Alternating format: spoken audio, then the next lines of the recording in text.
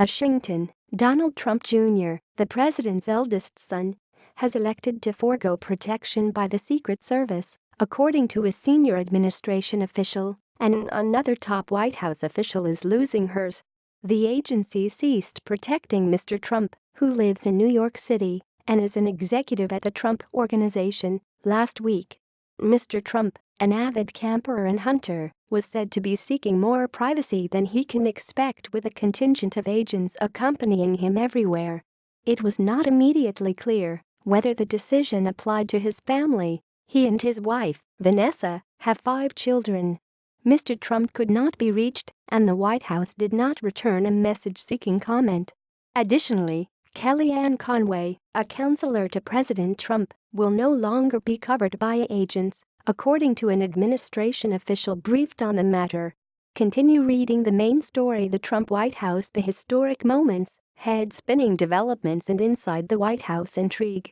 Trump administration rejects study showing positive impact of refugees. UP 18 State Department tightens rules for visas to U.S. UP 18 Mattis leaves the door open to military options in North Korea. UP 18 push for NAFTA overhaul may fall short, U.S. negotiator says. UP 18 Trump envisions a parade showing off American military might. UP 18 see more. The two cases are unrelated.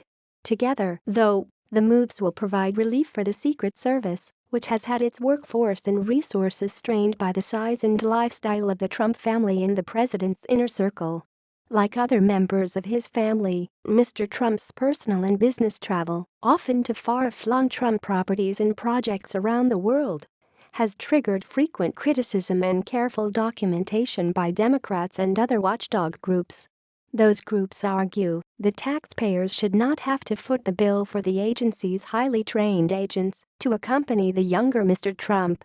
The sides of the first family had forced the Secret Service to shift agents who would otherwise be working on criminal cases or investigations into protective duty. The Secret Service does not decide who falls under its protection.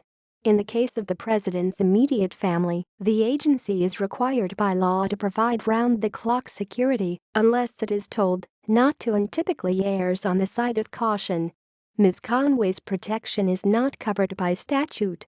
The president approved her protection after Ms. Conway received several threats in the administration's early days. The threat assessment has since changed, the official briefed on the decision said.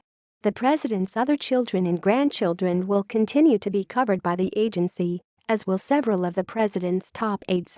So will Trump Tower, home to the Trump Organization, which has been designated as the president's primary residence. A spokeswoman for the Secret Service, Catherine Milhan, declined to comment on the matter. To ensure the safety and security of our protectees and their families, we will not confirm who is currently receiving Secret Service protection, Ms. Milhan said. The changes came during one of the most challenging periods of the year for the Secret Service, the United Nations General Assembly in Manhattan.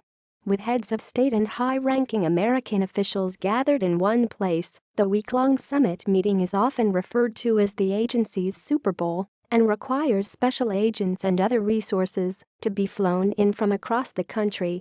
More than 1,000 special agents have worked so many extra hours that they have already reached a cap on overtime pay for the year. Lawmakers have proposed legislation to raise that cap for this year and next, but that measure has not yet passed.